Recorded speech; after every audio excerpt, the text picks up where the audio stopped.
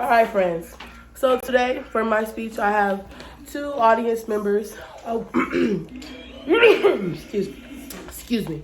I have Kayla Davis, a 24-year-old mom. She's been in 2 serious relationships.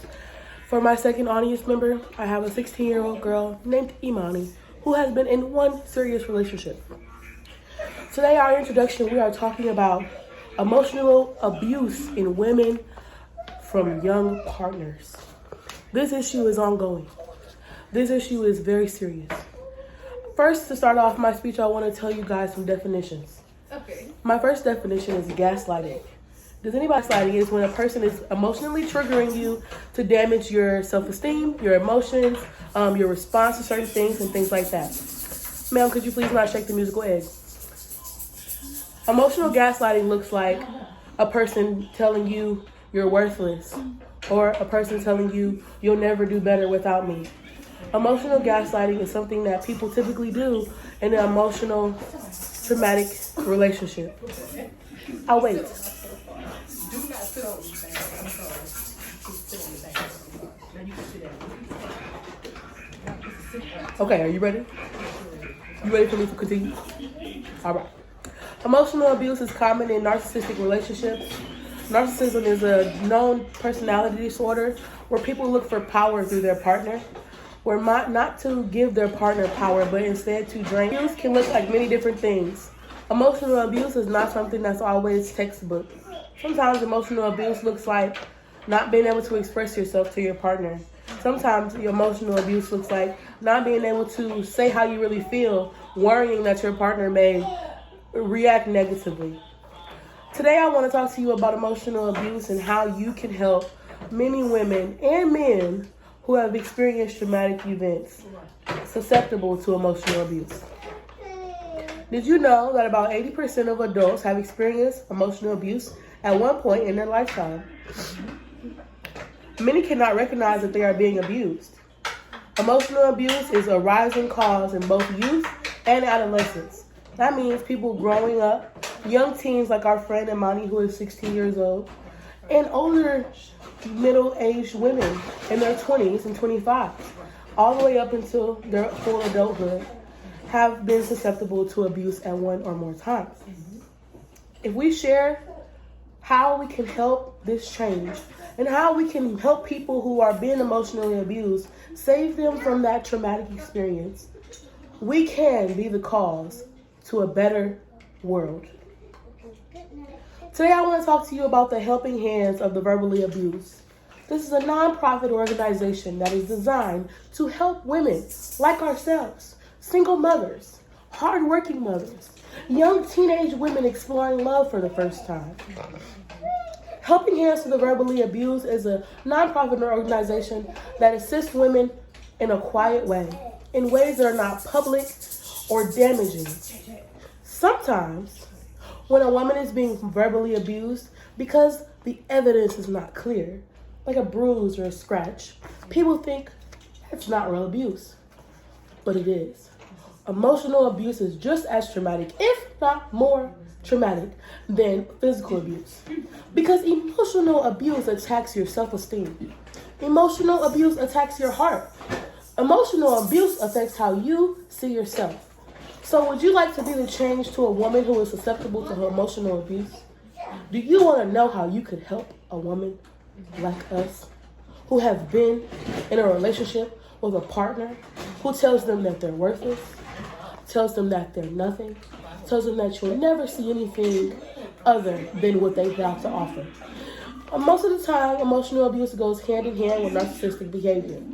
Narcissistic behavior comes from a person who feels the need to overpower them. They usually start with taking away certain abilities. For example, they tell you, I don't want you to have a job. I just want you to stay home. That's the first red flag of emotional abuse. They want to bring you away from the world. They want to make it so that you don't have a resource to leave them. And then as a result, you stay at home and you no longer go to work because they asked you not to, and now they're calling you lazy. Now they're calling you worthless. That is what emotional abuse looks like. And to be the change, to help someone, all we have to do is be a voice for people who have no voice.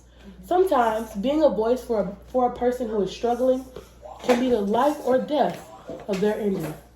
Many times, women who are struggling do not want to. Sorry for that interruption. But again, I want to talk to you about the Helping Hands of the Verbally Abused. It is an American nonprofit organization with the main goal to assist those who have suffered with this type of trauma. Emotional abuse leaves people feeling like they have no choices, no answers, no ways to get help. The help is there. Come on, I'm gonna call you back, Grandma. I'm trying to do my speech. The help is there. The help is available if you want to take it. Helping Hands of the Verbally Abused is a funding program that offers women safe housing, safe options for help, options for products. About the Helping Hands of the Verbally Abused, an American nonprofit organization with a main goal to have assistance available to those who have suffered from this type of trauma. Emotional abuse leaves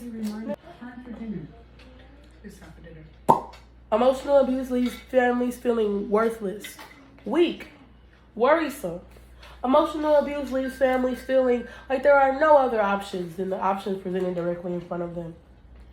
So with your help, donating or sharing a post from the Helping Hands of the Verbally Abused, you're asking for more people to pay attention on a topic that is not as discussed formally as it should be.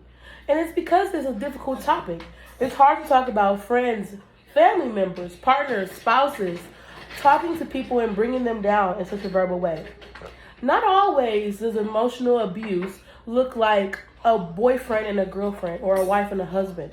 Sometimes emotional abuse is from a mother or a father or a friend or any other family member. Emotional abuse can be traumatic for those people who do not have any other sources of kind words being spoken to them.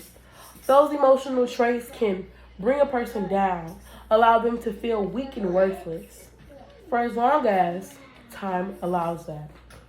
Mental health is very important, and keeping people educated on the emotional abuse traumatic features. This allows people to know when it's time to step in. It's not always easy for family members or friends to know when there's a problem, but programs like Helping Hands of the Verbally Abused researches demographic areas where emotional abuse is common. For example, urban households, urban homes, families where single parents are, young parents, parents who birth their children at lower birth rates or lower times of their lives, for example, before they turn 25, are more likely to be susceptible to emotional abuse. Because before they could be a real person to themselves, they were made a parent. What is the step that you can do to satisfy what needs to be done? We know that emotional abuse is a big problem and goes unforeseen often because of the visual impact. Cannot see emotional abuse at all times. Sometimes you'll think, oh, that's just how they talk. Oh, that's just how they talk to each other. Things like that. But knowing when it's to draw the line is the question. And that's where Helping Hands of the Verbally Abused comes in. If you have a friend or a family member who may be subject to emotional abuse, you can upload a tip or just a concerned paragraph. And the Emotional Hands of the Verbally Abused will reach out to that person, completely anonymous, asking if they are okay, asking if they need help, asking if there are anything that they can do to help them. Things like this could be helpful for so many reasons. For example, people who don't know how to bring up the topic of, I'm being emotionally abused. Maybe they need that push from someone reaching out who has higher authority, therapists reaching out from the Verbally Hands of the Emotionally Abused. Reaching out from their program, asking, are you okay? Is there something we can do to help? Is there something happening in your household that is bringing you negativity or bad energy or impacting your mental health for the worst? Please share that information with us. And that is how the email will look when they respond to the person who you put in a tip about. And again, it's completely anonymous. No one's going to come and contact you and follow up. No one's going to bug the people who you're concerned about. It's one email with a few questions asking if they need help. Please visualize what it looks like to be emotionally abused. Emotional abuse looks like a plant that was once beautiful, lacking water each day, lacking human interaction each day. What happens to that plant when it no longer has the things that it needs to function? It dries up and it dies. Yeah. So for that reason, people need love and support of their family members. No, it's not the time. Emotional abuse looks like not being watered every day. If you're not being watered every day, you're not being nurtured. And if you're not being nurtured, then you're drying up. What can you do? What action can you do to help an emotionally abused person? What can you do is the question. Can I tell you what you can do? Yes, I can. With all the information we discussed today, I want everyone to follow this organization.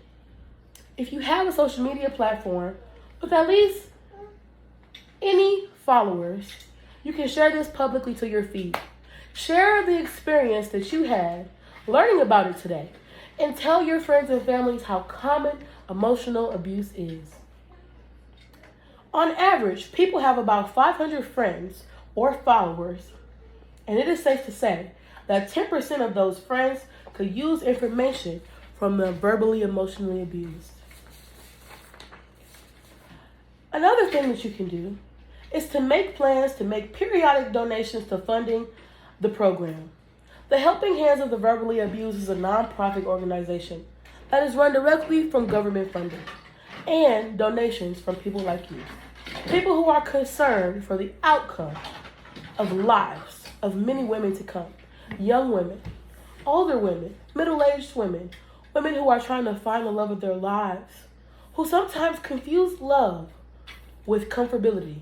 You may be comfortable with a partner, but are they speaking to you the way they should be speaking to you? Are they using their words wisely when it comes to making you feel like the most valuable person you could be? And if they're not, then the simple answer is to let them go and begin to water yourself. Water your own plant to bring that life back to yourself. Sometimes money isn't an option. It's a pandemic.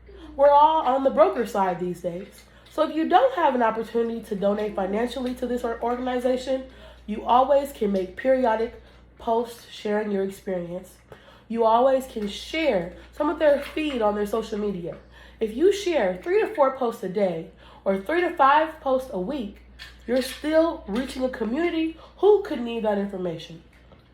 In conclusion, we have talked about the need for awareness on verbal and emotional abuse in communities. I encourage you to reach out to have family and friends and ask them how their mental state is. Next time you have a conversation with a friend who you haven't spoken to in a while, ask them, how is your mental state? And your answers may vary, but I guarantee asking them that will allow them a sense of strength, a sense of power to express things that may be concerning them. You could be the investment that gets a stay-at-home mom out of a verbally abusive marriage that leaves her feeling unworthy and lifeless by just clicking the share button. Giving a voice back to people who have been stripped of their freedom for however long is not only an honor, but also comforting to those who didn't know good humans still existed. And that is my closing point.